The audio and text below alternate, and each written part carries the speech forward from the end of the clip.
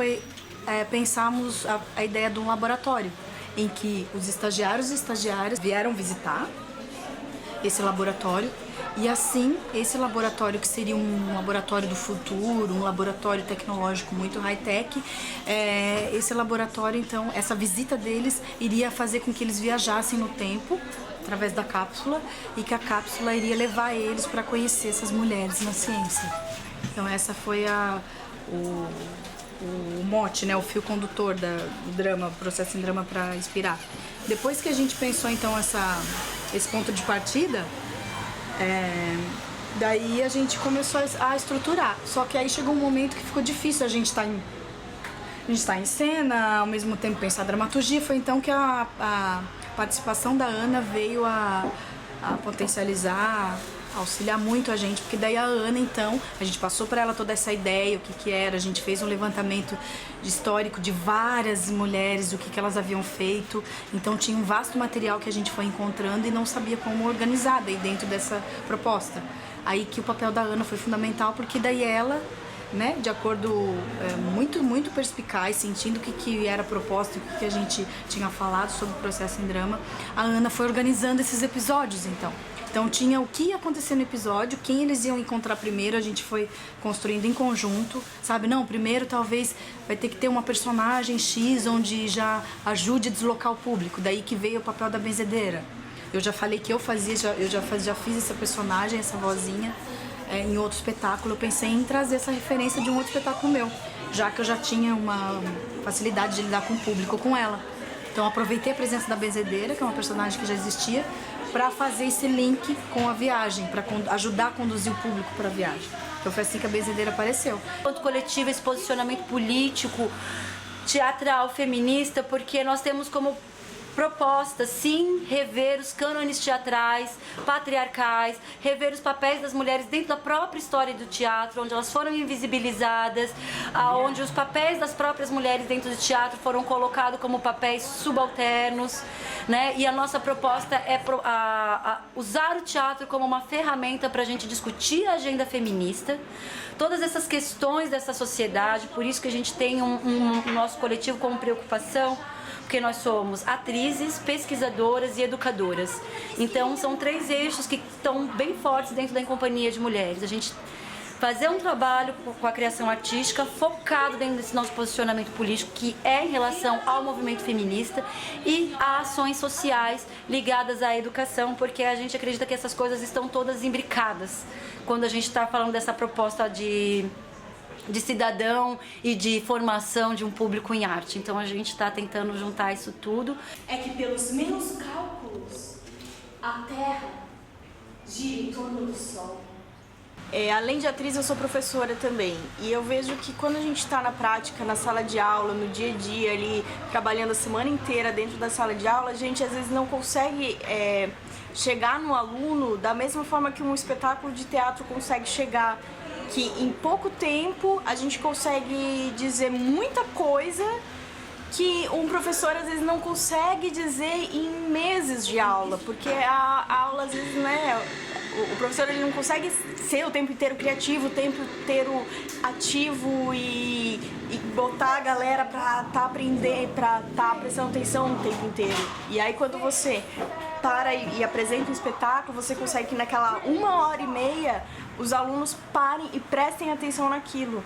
Então você consegue falar muita coisa, a gente não precisa dizer as histórias completas das mulheres, mas aquilo já instiga para que o aluno vá atrás daquilo que interessar para ele. O tempo de espaço que é o espetáculo, porque não deu para citar todas. Quais delas? Então a gente foi afunilando assim. Por exemplo, como eu sou uma atriz negra, daí eu já primei por trazer então uma personagem, né, negra, que é a Mae Jemison, que é a primeira astronauta. Então a gente pensou, não, então vamos ter um outro episódio no laboratório da Mae Jemison, em que os estagiários e estagiárias chegam e eles são recebidos para uma simulação de voo espacial. E foi assim, também demos essa informação para Ana, ela desenvolveu toda a dramaturgia de fala, o que ia conversar, o que a Jemison ia conversar com eles. E assim sucessivamente, a gente conversava mais um pouco, falava então a próxima cena que tal, ou então a Mary Curie, muito importante, não vamos deixar de fora. Em 1935, ele ganhou o Prêmio Nobel pela fabricação de novos elementos radioativos sintéticos. Yes. Que maravilha! São anjos. Anjos e Hildegard são pesquisadores. Eu estava mesmo mostrando a eles o meu modelo de astronomia. Dentro do teatro, sim, a gente é colocada na margem, a gente é descriminalizada. Por quê? Porque existe uma história do movimento feminista que não é contada, que é negada, e isso faz com que o movimento em si perca forças. E por isso eles se colocam no lugar de demodê. Então, quando as pessoas não se assumem feministas, ou se colocam contra isso, ou questionam esse feminismo, eu creio que é por falta de conhecimento da história do feminismo. Porque se a gente conhecesse um pouco dessa história, a gente teria legítimo que essas mulheres hoje assumem as universidades, assumem cargos, né, de poderes dentro da nossa sociedade, estão nas tecnologias exatas, humanas ou tecnológicas, onde elas quiserem, é porque isso é uma luta.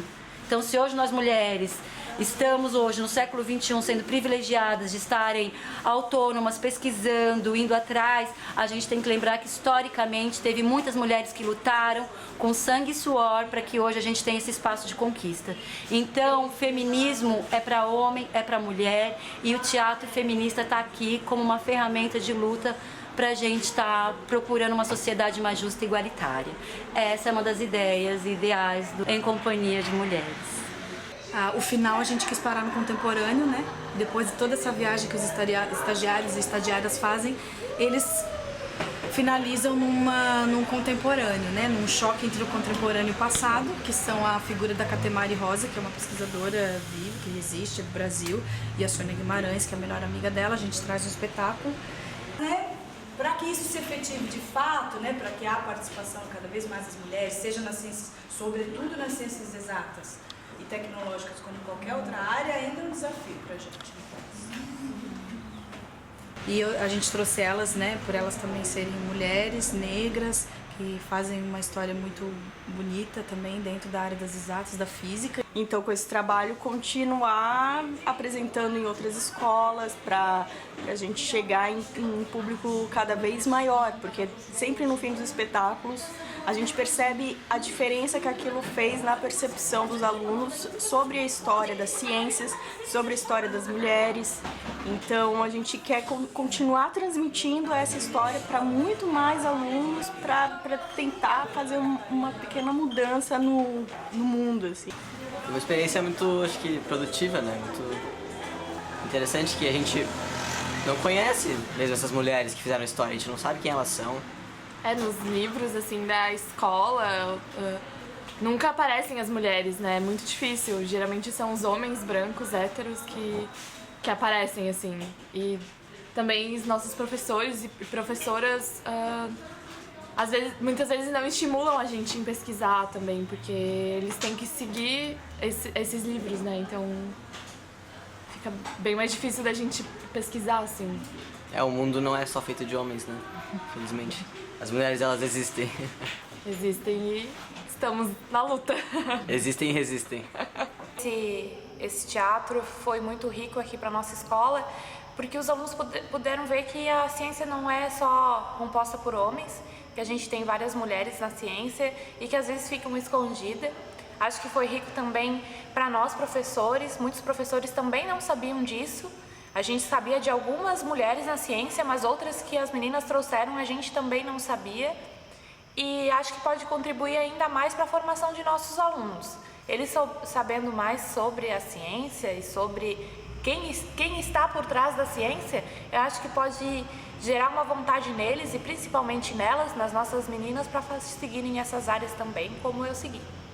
Achei muito importante por causa que a gente aprendeu hoje que ao passar do tempo não foram somente os homens que trouxeram o conhecimento para nossa humanidade. Isso foi emocionante, a recepção dos alunos calorosa, a gente não, porque você conter adolescentes e fazer com que eles prestem atenção na peça, na história, é fantástico. Achei bem legal o espetáculo ser móvel, né?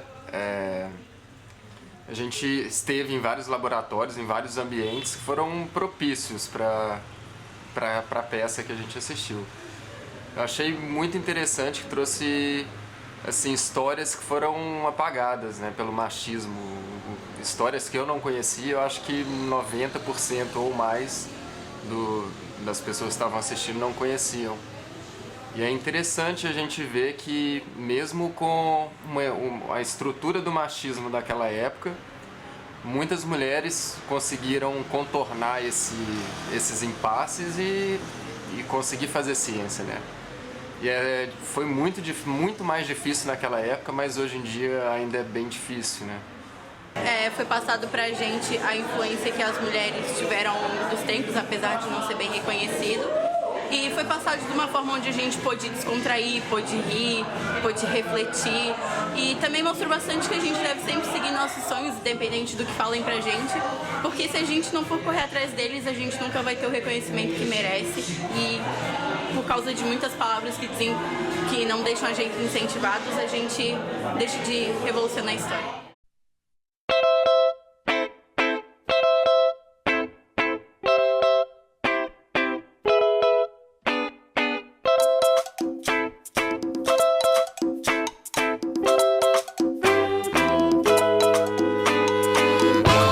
Mas o que salva a humanidade é que não há quem cure a curiosidade.